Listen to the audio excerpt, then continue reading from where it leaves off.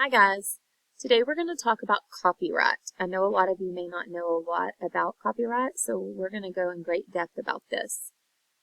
The first thing I want to do is tell you what objectives we're going to be covering. In the Texas TEKS, we're going to be talking about TEK 5B and 5C. So the actual TEK talks about digital citizenship, but we're going to focus on the next part. The student practices safe, responsible, legal, and ethical behavior while using digital tools and resources. The student is expected to B, respect the intellectual property of others, and C, abide by the copyright law and the fair use guidelines for educational multimedia. The library standard, called the AASL standard that we're going to cover today, is learners exchange information resources within and beyond their learning community by contributing to collaboratively constructed information sites by ethically using and reproducing others' work. So we're going to focus on that, especially the ethical part. How do you ethically use other people's work? So let's talk about, what does copyright mean? Basically, it means your work must be your work. You cannot use someone else's work and take credit for it. So you can't find something really cool on the internet and say, hey, I'm going to use this for a project. Copyright refers to the legal rights to an original work. And so if you borrow someone's work, you're going to have to give them credit for what part of it that you used. And we're going to talk more about that. There's an actual act called the Copyright Act of 1976, and the Copyright Act prevents the unauthorized copying of a work or authorship.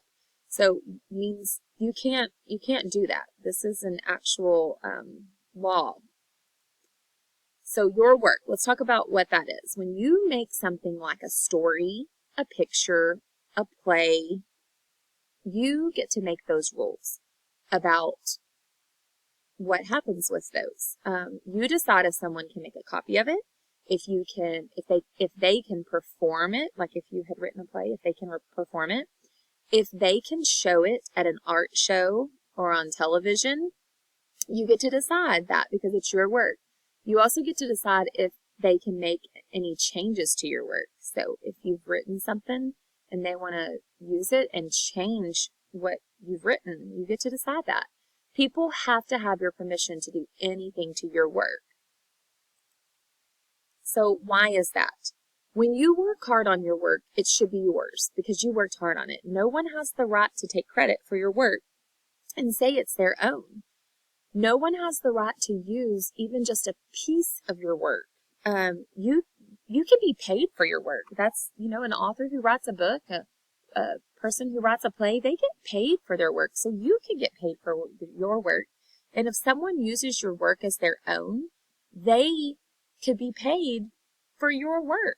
So if they say that they wrote this book and it was really yours, they could get paid for it. And it was your work that they're getting paid for, and that's just not fair. So what kind of work is protected under copyright? Literary work, which means any text. That includes poetry and books. So any kind of literary work. Dramatic work, that means a play or anything that's performed. Artistic work is protected. That means a drawing, a painting, a photograph. Musical work, any kind of music, like a song with lyrics. You can write a song. That's protected. Nobody else can take that song and say that it's theirs. Architectural work. Now, that's something you guys might not really think a lot about at your age, but people design house plans or building plans. So if you design those plans, they're yours. People have to pay you for those or ask your permission to use those. That's called architecture work. Movies you've made, so they can't say that it's yours if you've written a movie, and they can't say that's theirs. And even songs that you've written, so that's back to the musical work. So, and something else you might not think about at your age is computer software that you've designed. So anything you do on your computers, somebody designed that, and if that were you would want credit for that. So what's not protected? Your ideas Just if you just have an idea, and that's not protected. Any performance you do that is not written on paper. So if you just get up and act out a play that you hadn't written down, that's not protected. A title on on a on a story or something like that, that's not protected. Names, any kind of name is not protected. Calendars aren't protected. A slogan, standard rulers aren't protected. And some of these things could be protected. These things that I've listed could be protected under a trademark law, but it's not protected under a copyright law. So author rights. An author of any work can grant others permission to use their work. So if you do something, you can grant other people permission to use your work, just like if you want to borrow something out of somebody's work, they can grant you permission to use their work. So this permission needs to be in writing, though. It doesn't just need to be verbal. It has to be in writing. So copyright permission without an author's permission, with an author's permission, you can reproduce work, you can adapt their work, that means change it a little, you can distribute their work, and you can publicly perform or display their work. So that's with written permission. Fair use, though. So yes, they gave you permission, but there's something called fair use that goes with that. Fair use is part of the 1976 Copyright Act. Fair use is pretty flexible. So there's something called the Section 107 of the U.S. Copyright Act, and it states that the fair use of a copyrighted work is not an infringement of copyright for purposes such as these. So as long as if you're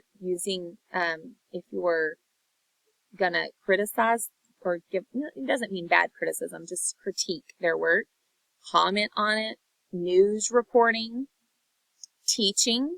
That means if I needed to copy multiple copies of something for my classroom, for a scholarship, or for research. So yes, you might have been granted permission, but then there's fair use policies, and the copyright, again, the fair use of a copyrighted work isn't an infringement of copyright if you're using it for these purposes.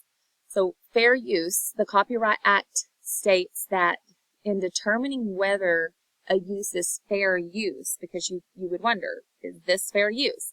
The following 4 fair use factors must be considered.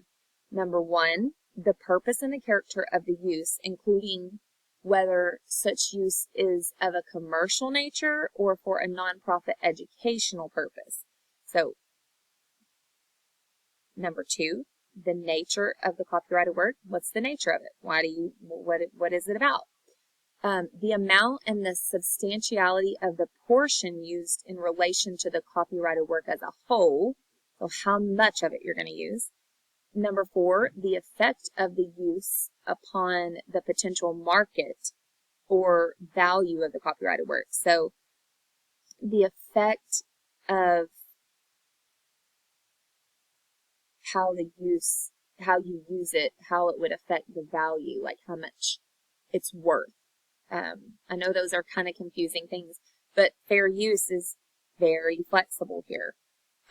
So what's okay?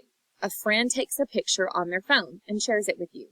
That's okay. What's not okay is if you sell your friend's picture and make money from it. Or if you use your friend's picture in a book that you wrote without their permission. That's not okay. What else is okay? A friend shares a story she wrote with you so you can read it and tell her what you think about it. What's not okay is you turn your friend's story into your teacher as if you wrote it, okay? What's not okay is if you find a story online and you print it off or type it and say that you wrote the story. That's not okay.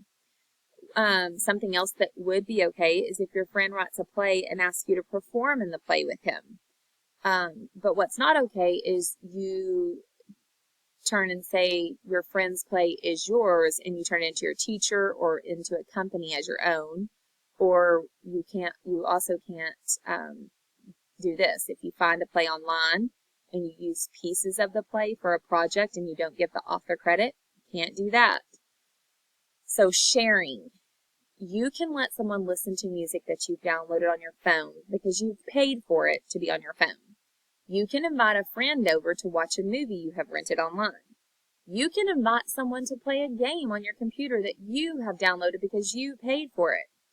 But there's a difference between sharing and copying. So let's think about those things we just talked about.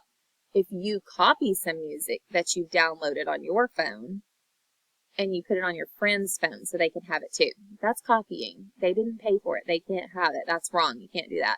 Or if you copy a movie you've downloaded and you give it to your friend. Well, you paid for the movie because you downloaded it and you paid for it, but your friend didn't, so you can't give a copy to your friend. You copy a game that you've downloaded on your computer so your friend can have a copy too. You can't do that. You find a great resource online and you want it for your project, so you just copy and paste it in your project. You can't do that. You find a great picture that is perfect for your project, so you copy it from online and put it in your project. You can't do that. You have to have a resource or a reference page showing what you used and from whom you used it. So anytime you do a project, you need to have that resource page. It's usually at the end of your project. This page is where you give the author credit for their work that you are referencing in your project. Okay, you have to do that. These are some resources that Mrs. Thomas used in her project, and so I gave these people credit for it.